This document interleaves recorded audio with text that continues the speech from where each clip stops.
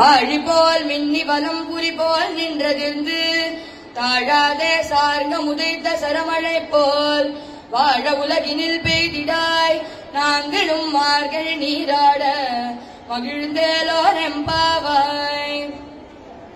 நாலாவது பாசுரத்துல ஆண்டாள் என்ன சொல்றா அப்படின்னா, போன பாசுரம் மூன்றாவது பாசுரத்துல இந்த பாவை நோன்பு பண்றதுனால என்னெல்லாம் நமக்கு கிடைக்கும் அப்படிங்கறதோட கண்டினியூஷனா மழை எப்படி பெய்யணும் அப்படிங்கறத இந்த பாசுரத்துல வருணன், அதாவது ரெயின் காட் கிட்ட பிரார்த்தனை பண்ணி சொல்றா.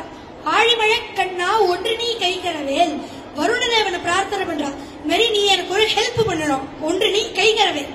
ஆழியுள் புக்கு முகர்ந்து கொடார்த்தேரி, இந்த ரெண்டு லைன்ல ஆண்டாள் முழு வாட்டர் சைக்கிளையும் சொல்றா. நம்ம எவாபரேஷன், கண்டென்சேஷன், பிரெசிபிடேஷன் படிப்போமே, அது மாதிரி ஆழியுள் புக்கு, ஆழி அப்படின்னா சமுத்திரம், அந்த சமுத்திரத்திலிருந்து ஜலத்தை எடுத்து அந்த மேகங்கள்ல தங்க வச்சு முகந்து கொடார்த்தேரி, அதை மழையா வருஷி எங்க ஊர்ல ஸ்ரீவில்லிபுத்தூர்ல. ஊழி முதல்வன் உருவம் போல் மெய்கருத்து, எல்லாத்துக்கும் காரணமா இருக்கிற அந்த பகவானோட உருவம் எப்படி கருத்து இருக்குமோ அது போல கருத்த மேகங்கள் வேண்டும், உருவம் போல் மெய்கருத்து. பாடியன் தோளுடைய பத்மநாபன் கையில் ஆழி போல் மின்னி வலம்புரி போல் நின்றதிருந்து, பாழியன் தோளுடைய அழகான தோள்களுடைய அந்த பத்மநாபன் எவருடைய நாபிக்கமலத்துல தாமரை இருக்கோ அப்பேற்பட்ட அந்த பெருமாளோட கையில இருக்கிற அந்த சக்கரம் போல மின்னல் வெட்டணுமா, வலம்புரி போல் நின்று அதிர்ந்து. தண்டர், அந்த தண்டர் வரும்பொழுதே அந்த சத்தம் வரும் இல்லையா, அது மாதிரி சங்கம் வரும்போது அந்த சங்கநாதம் மாதிரி அந்த தண்டரோட சத்தம் இருக்கணும். ஆழி போல் மின்னி வலம்புரி போல் நின்று அதிர்ந்து.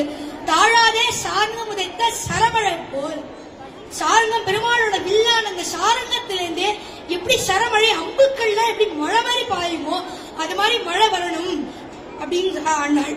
அப்புறம் திடீர்னு தோணிது ஆண்டாளுக்கு, என்னடா இது நம்ம இவ்வளவு டிஸ்கிரைப் பண்ணிட்டோமே, எங்கேயாவது சென்னையில மிச்சாங் புயல் வந்த மாதிரி ஸ்ரீவில்லிபுத்தூர்லயே வந்துட போறது அப்படிங்கறதுனால வாழ உலகினில் பெய்திடாய், நாங்களா இருக்கிற மாதிரி உலகில பெய்யணும் மழை, மார்கழி நீராட மகிழ்ந்தேலோ ரொம்ப.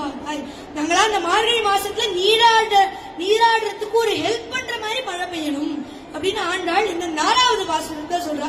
இந்த பாசுரமே தமிழ் டீச்சருக்குலாம் ரொம்ப பிடிச்ச பாசுரம். ஏன்னா இதுல 11 நகரம் வருது.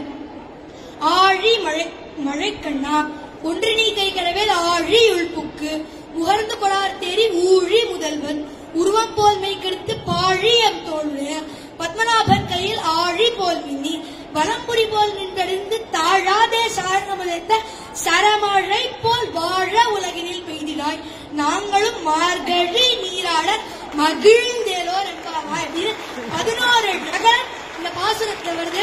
நம்மளும் இந்த பாசுரத்தை மார்கழி மாசத்தை சொல்லி மகிழ்ந்தேலோர் என்பாவாய் என்று இந்த 4வது பாசுரத்தை ஆண்டாள் தலை கட்டுகிறார். ஆண்டாள் திருவடிகளே சரணம்.